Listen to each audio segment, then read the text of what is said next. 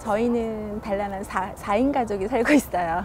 4인 가족이 살기 좋은 평수가 몇 평이냐 이렇게 생각할 수도 있는데, 처음에는 이제 아이가 어렸으니까, 이제 아기 낳기 전이니까 이제 25평 아파트에 이제 분양을 받아서 들어갔어요.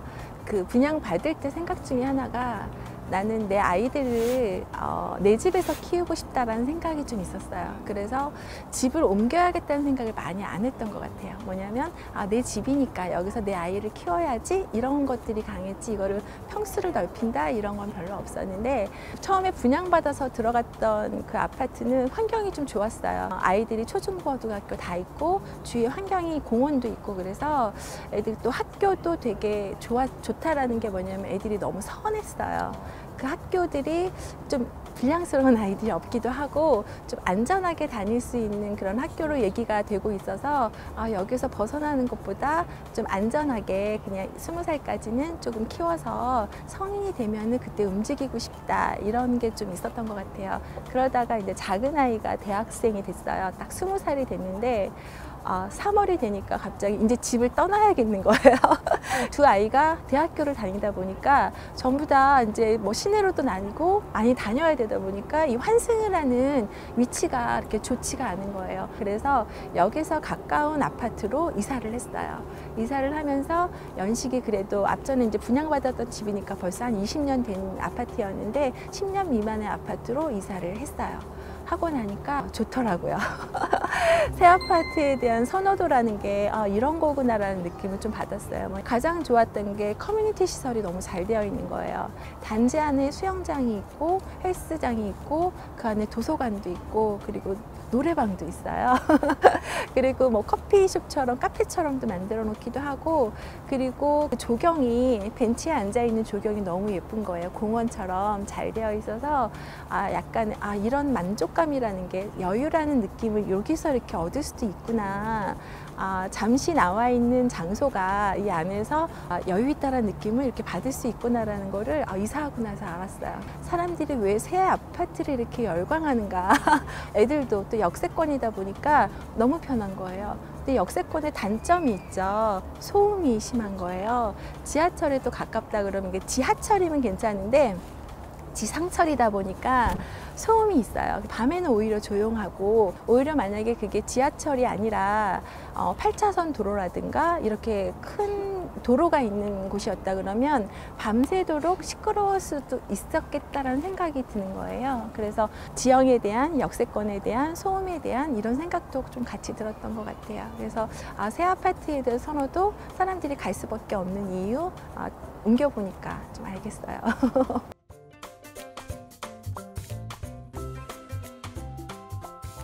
좋아해요. 특히 뭐 신랑은 그런 건 잘 모르겠는데 아이들이 좋아해요. 앞전 아파트에 비해서 여기가 넓어지기도 하고, 그런 시설들이 또 가까이에, 바로 지하로만 다녀도 비가 와도 다닐 수 있고 막 하니까 아이들 좋아하고, 또 가장 좋아하는 이유 중에 하나가 역까지 3분밖에 안 걸리니까 아침 시간이 여유롭거든요. 뭐 소음하고는 또 별개로 아이들의 만족도는 또 좋은 것 같아요.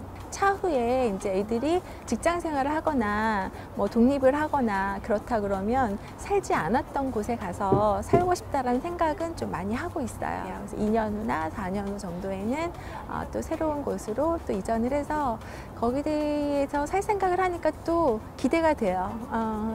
장소가 바뀌면 또 생활도 또 많이 바뀔 거니까.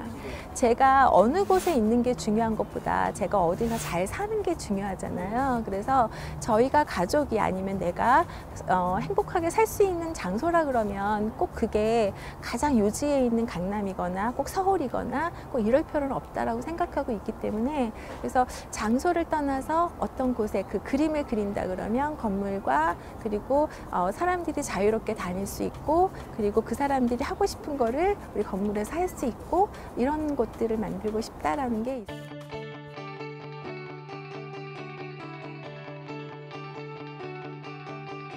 예전에 누가 이제 그림을 그려보라고 한 적이 있었어요. 도화지, 흰 도화지에다가 거기다 산과 나무와 해와 달을 그리래요. 스케치북에다가 그렸어요. 그랬더니 그 그림을 보면서 그때 해주셨던 말이 당신의 인간관계라는 거예요. 저는 나무가 큰 나무가 길다랗게 되어 있고 이렇게 많지는 않았어요. 한데 이렇게 잔잔하면서 되게 긴 그런 나무에다가 해와 달이 같이 이렇게 바라보고 있었어요. 위치가 동등하게.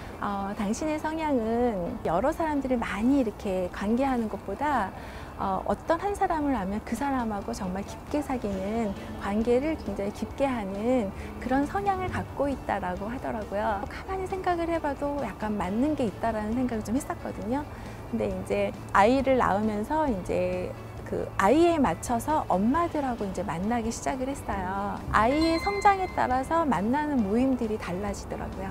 아이는 아이답게 커야 된다. 그래서 활동을 많이 하는 아이들이 굉장히 그런 걸로 인해서 머리도 좋아지고 발달 능력도 되게 좋아지거든요. 그래서 학습을 많이 하는 곳에 많이 보내는 분들도 계셨는데 저는 스포츠탄을 보냈어요. 하다 보니까 저처럼 생각이 같은 엄마들이 아이를 보내다 보니까 그 엄마들하고 만나게 되는 거예요. 그땐 낮 시간에 저희도 아이 돌보는 것밖에 안 했으니까 그 스포츠단 보내는 거 말고도 학습을 또 시키잖아요. 이거를 다 일일이 사람을 쓰고 돈을 내서 학원을 보내는 게 뭔가 좀 잘못됐다라는 생각이 들어서 마음에 맞는 엄마들끼리 품앗이라는 걸 만들었어요. 하루 종일 애들하고 있는 게 힘들기도 해요. 엄마의 입장에서 정말 신랑이 일찍 와서 나를 1시간만 여유를 줘도 그거 되게 행복한 일이거든요. 그걸 낮 시간에 해보자. 그러니까 각자 자기가 잘하는 걸 선정을 했어요. 내가 잘할 수 있는 거. 그랬더니 한 엄마는 요리를 잘하니까 요리에다가 과학적인 거 하나 넣어볼게. 한 엄마는 내가 종이접기를 배워서 알려줄게. 한 엄마는 미술학원을 하고 있었게 그림을 내가 알려줄게. 그리고 한 엄마는 영어를 잘했어요. 그러면 동화 영어를 구현을 해줄게. 그리고 저 같은 경우는 도서관 가는 게 워낙 좋아서 아이들 데리고 도서관을 다녀줄게. 이렇게 하다 보니까 내가 하루만 하면 굉장히 여유로운 생활을 엄마도 할 수 있는 거예요. 그리고 아이들은 또 여러 사람이 모여서 항상 뭔가를 해야 되니까 즐거운 거죠. 근데 그게 굉장히 좋았어요. 아이들한테도 굉장히 긍정적인 영향을 주기도 했고 엄마들 사이에서도 엄마가 배워서 알려주고 아이들과 같이 어울려서 보듬어주고 하다 보니까 그런 모든 관계들이 아이들 크는 것과 또 엄마들이 또 같이 그 시간이 아이들만 크는 게 아니에요. 엄마도 같이 성장을 하거든요.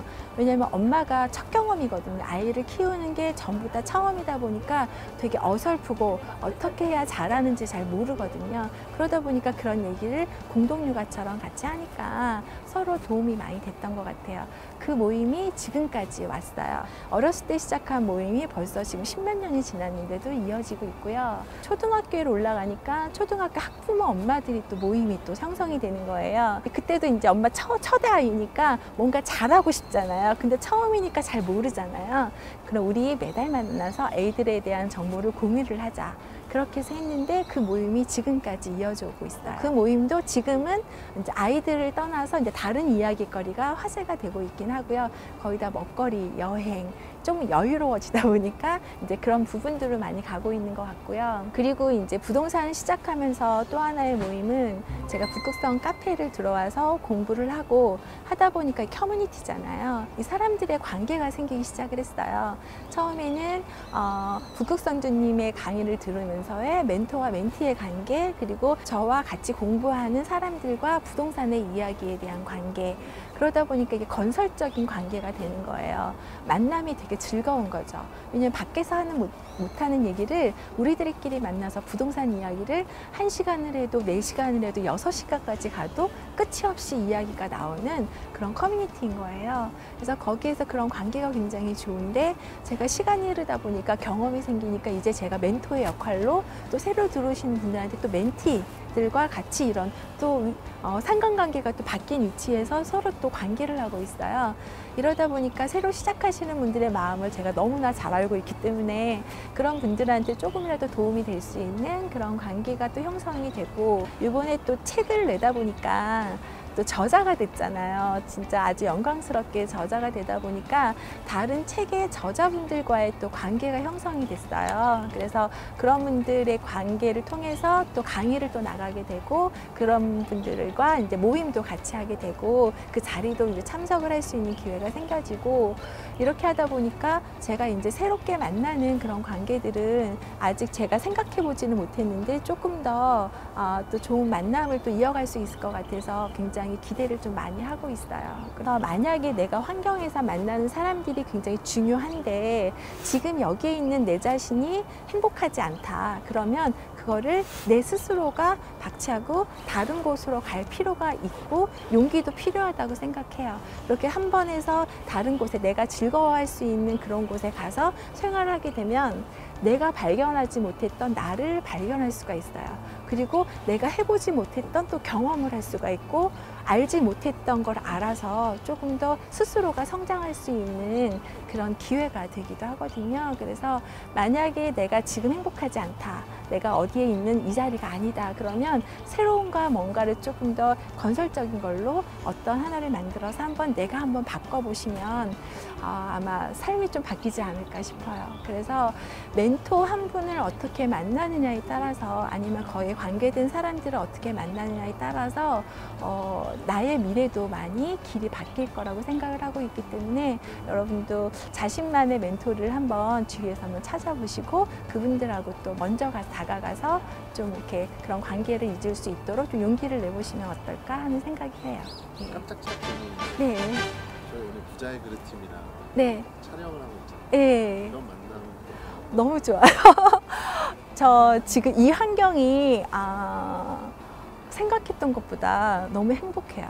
뭐냐면 저 실은 이런 인터뷰 한다라는 것이 생소하고 저한테는 없었던 일이잖아요.